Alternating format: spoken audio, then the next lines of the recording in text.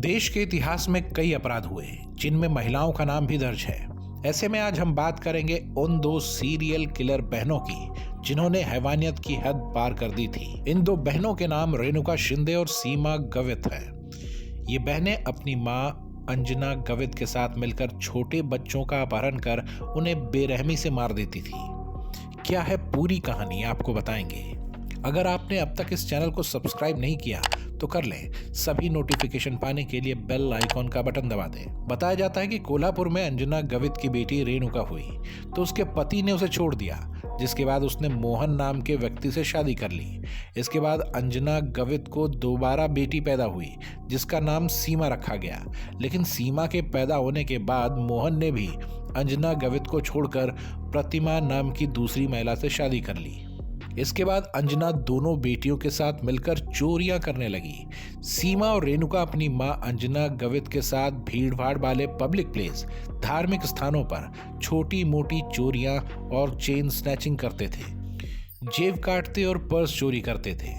ऐसी ही एक घटना में रेणुका शिंदे एक मंदिर में महिला को लूटने की कोशिश करते हुए पकड़ी गई थी। चूंकि उसके हाथ में 1 साल का बच्चा था, इसलिए वो भीड़ के प्रकोप से बच गई। यहाँ से उसके नए अपराध की शुरुआत हुई। रेणुका को लगा कि अगर वो अपराध करते समय पकड़ी जाती है तो बच्चों की आड़ में वो बच सकती है। इसके अलावा बच्चों से वो अपराध भी करा सकती है। फिर कुछ सालों में दोनों बहनों ने मां अंजना के साथ मिलकर बच्चे चोरी करने शुरू किए। बच्चों के थोड़ा बड़े होने पर वो उनसे छोटी मोटी चोरियां करवाती थी। बच्चों को आधा पेट खाना दिया जाता था या देखा जाता था कि वो भाग न जाए। वहीं पकड़े जाने के डर से उन मासूम बच्चों को बेरहमी से मार भी देती थी। बता दें कि मार्केट में चोरी के ऐसे ही प्रयास में सीमा गवित पकड़ी गई। पास में ही रेणुका खड़ी थी। उसके साथ अपहरण किया हुआ एक लड़का था।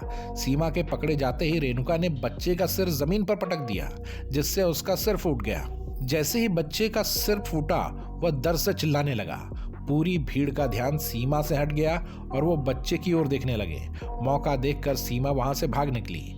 इसी तरह दोनों बहनें काम करती रहीं। 1 साल के लड़के का सिर सड़क पर पटक पटक कर मारा।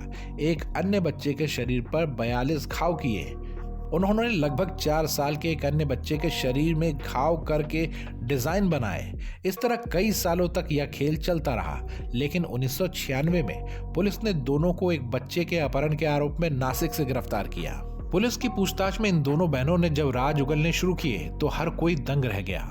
इन महिलाओं ने बताया कि उन्होंने कई शहरों से 40 बच्चों का अपहरण किया था, जिनमें से 9 की निर्मम हत्या कर दी गई थी।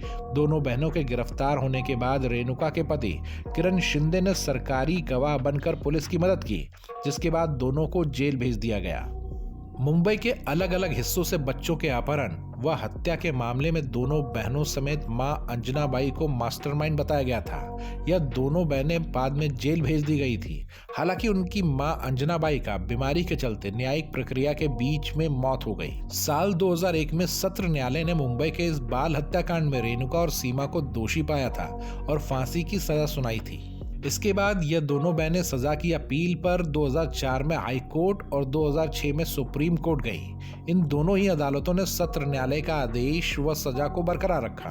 फिर दोनों ने साल 2008 में राज्यपाल के पास मामले में दया याचिका दायर की, जिसे 2012-13 के दौरान खारिज कर दिया गया।